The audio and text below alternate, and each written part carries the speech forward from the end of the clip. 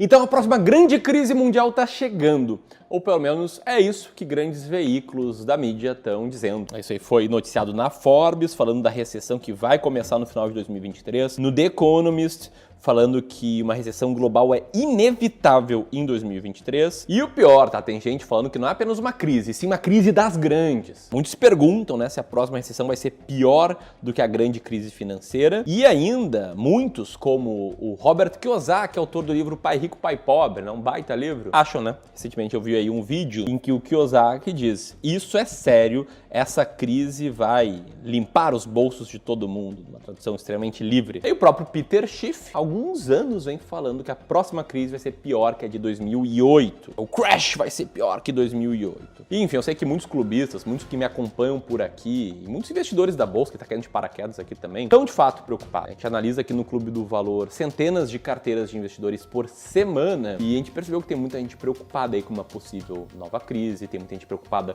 com o governo, as decisões do governo que podem afetar a economia, e por isso que eu tô gravando esse vídeo, para te mostrar como se proteger da próxima grande crise, não deixar ela destruir as suas finanças, destruir o patrimônio e te fazer aí ficar mais pobre.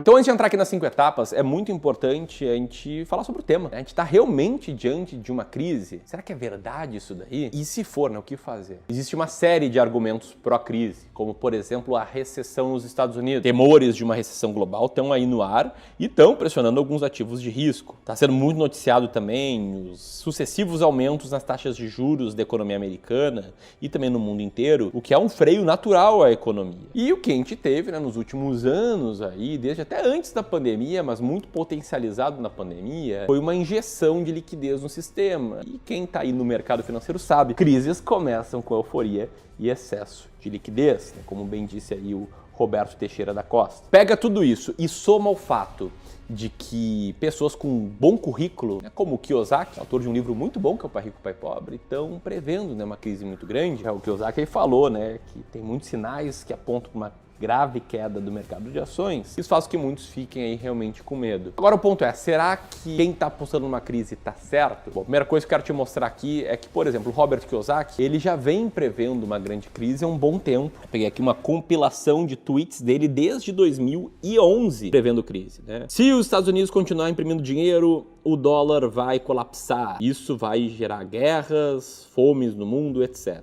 Depois, no mesmo ano, eu prevejo que a próxima queda do mercado de ações vai acontecer em 2016. Aí em 2017, depois de um baita ano da bolsa em 2016, ele comentou: outro sinal aí de que tá para vir um crash imobiliário. E, enfim, ele seguiu aí com várias previsões de crise nos anos de 2017, 2018, 2020, aí por diante. Inclusive, tá? Encontrei aqui no Twitter, lá nos Estados Unidos, um usuário que pegou cada uma das previsões dele e colocou, né, no gráfico que mostra a variação do índice S&P 500, que nesses 10 anos seguiu subindo, né, entre altos e baixos, como qualquer gráfico que mostra o mercado de ações, ele seguiu subindo. Claro, né, não me leva mal, isso aqui não é para ser uma crítica ad hominem, né, que é quando tu não fala sobre os argumentos, fala sobre a pessoa, tentando descredenciar ela, desqualificar ela. Pelo contrário, não desqualifico o Kiyosaki, aliás, o livro dele foi muito importante para mim, mudou minha vida, inclusive eu fiz um finbook sobre isso. Mas o ponto é que eu tento desqualificar isso sim, previsões certeiras no mercado financeiro que eu entendo ser imprevisível. Ou seja, será que estamos diante de uma crise? Sim, talvez a gente esteja diante de uma crise, assim como não, talvez a gente não esteja diante de uma crise,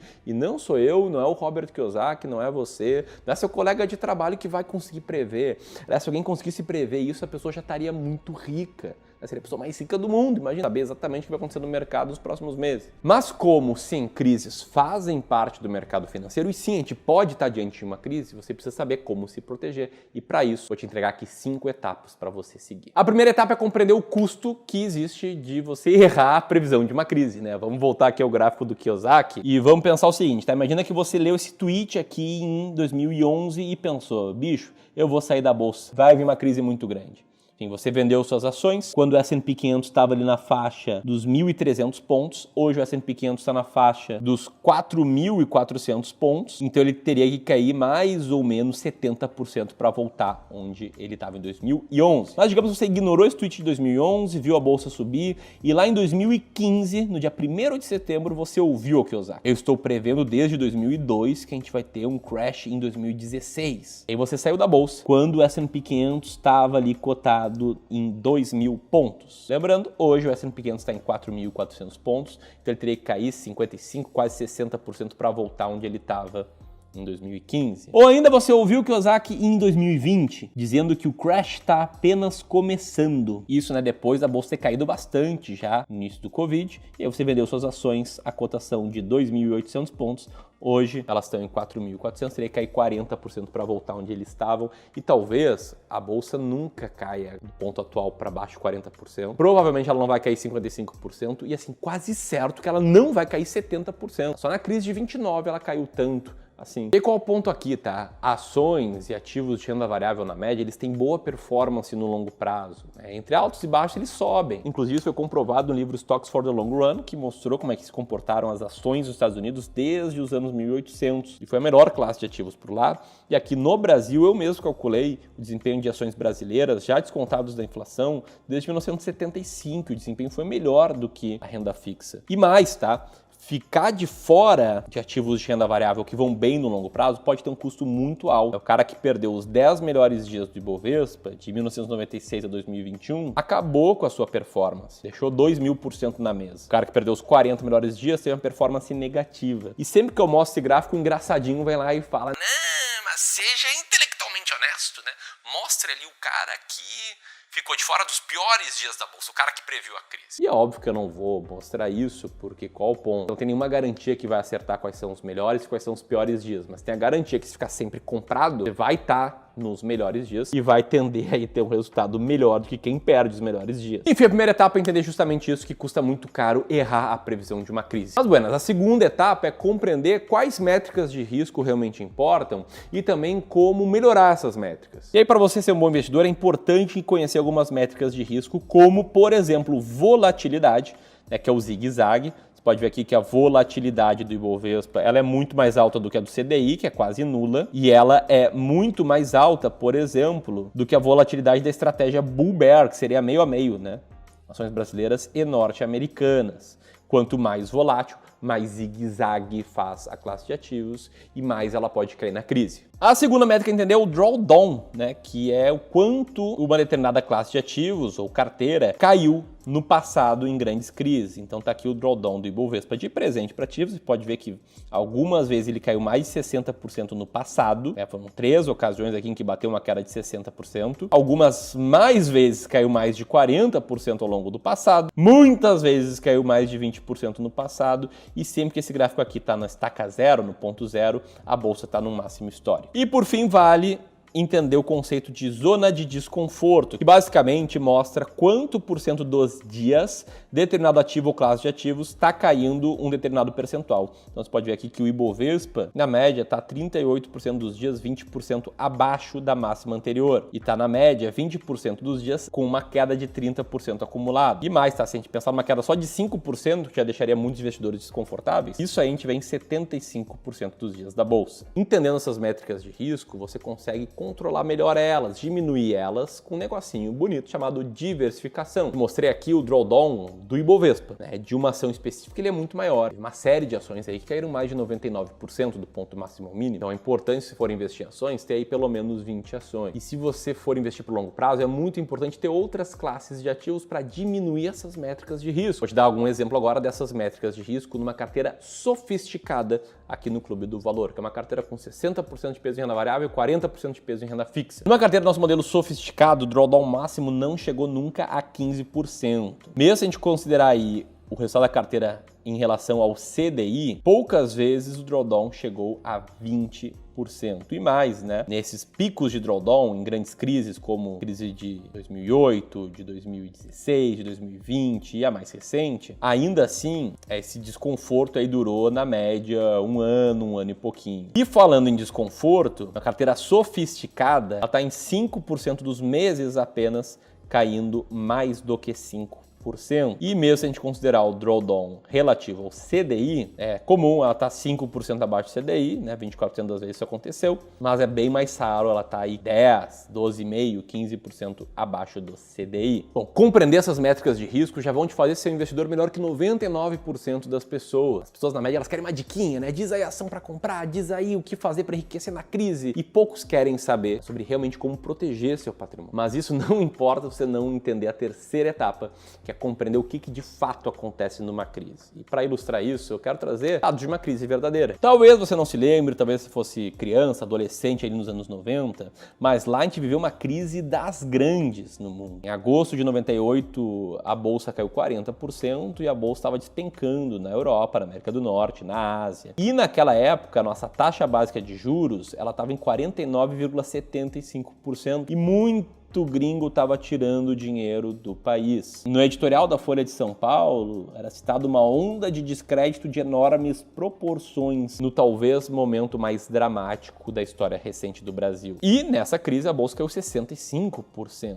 Só que menos de um ano e meio depois ela recuperou a nova máxima e toda essa grande crise foi apenas essa bolota vermelha nesse gráfico de longo prazo que acontece com a bolsa. E de lá para cá, quem investiu antes, quem investiu durante, quem investiu depois da crise ganhou dinheiro, só que não era fácil fazer isso. Inclusive, um estudo chamado Why Are Recessions So Depressive? Porque recessões nos deixam depressivos, constatou que o crescimento econômico tem impacto na felicidade das pessoas. Isso altera a forma com que elas enxergam o mercado financeiro e também a sua vida como um todo. Em outras palavras, numa grande crise, as manchetes vão ser ruins, o crescimento econômico vai ser ruim, sua carteira vai estar indo mal e isso pode se traduzir em problemas com relacionamentos, em problemas de humor, em dificuldade para dormir, o que é uma combinação explosiva aí para você tomar más decisões financeiras, vender em meio à crise e não proteger a sua carteira. Então é importante entender isso aqui antes de ir para a quarta e para a quinta etapa, que são as mais importantes de todas. A quarta etapa é compreender como é que você está investindo hoje. Qual a moral de tudo que eu quis te mostrar até agora? A moral é que você tem que diversificar a sua carteira com vários ativos dentro de uma classe,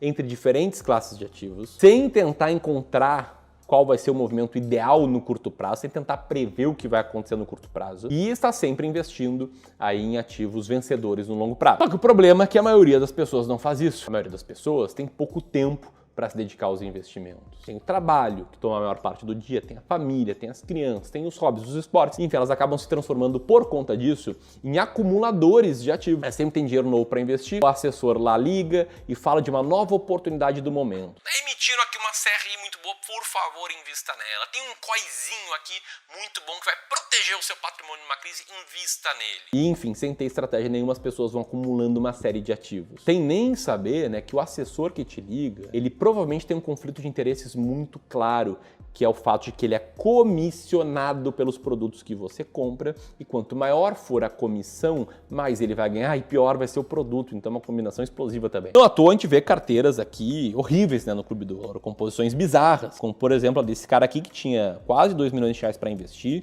sendo 276 mil reais em COI e um monte de ativo de renda fixa sem a proteção do fundo garantidor de crédito, eventualmente com a rentabilidade muito baixa, eventualmente com um risco relativamente considerável, como essa série de debêntures que ele investiu bastante. E enfim, a gente consegue te ajudar nisso, a entender como você está investindo de duas formas. Primeiro, com uma sessão gratuita de análise de carteira. Uma sessão em que a gente vai entender como é que você está investindo, como é que está o teu portfólio atual, vai entender os pontos bons e também eventuais pontos de melhoria, vai entender o teu perfil como investidor e vamos fazer uma sugestão para que você passe a investir com base em estratégias claras. E o legal é que a gente estava sem espaço para fazer sessões de análise de carteira, mas eu consegui liberar alguns espaços para quem está assistindo esse vídeo e tem hoje mais de 500 mil reais para investir. Tem 500 mil, 1 milhão, 2, 10, 20 milhões. Enfim, se esse for o seu caso, você pode apertar aqui, preencher um rápido formulário e agendar agora mesmo uma sessão gratuita de análise de carteira. Você tem menos de 500 mil e pensa, poxa, o Clube do Valor não pensa em mim. Não é isso, tá? Pensa em todo mundo, quer ajudar todo mundo, só é inviável financeiramente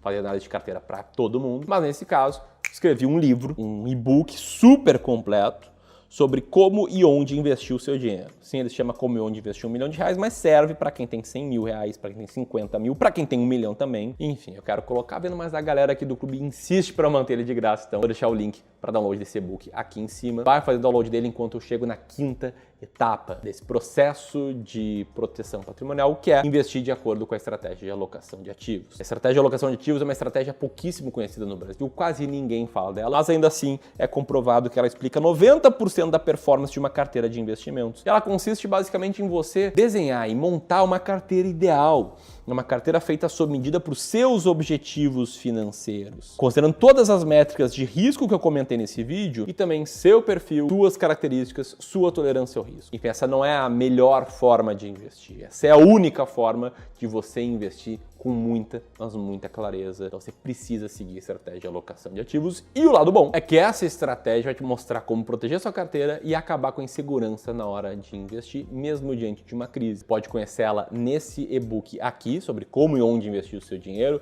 Inclusive eu mostro aí várias armadilhas que eu nem citei nesse vídeo, que muitos investidores acabam tropeçando, acabam cometendo como erros. E se você quiser seguir aqui comigo no YouTube, vou deixar aqui a sugestão de um vídeo bem complementar a esse para te ajudar a investir melhor. Grande abraço e até mais!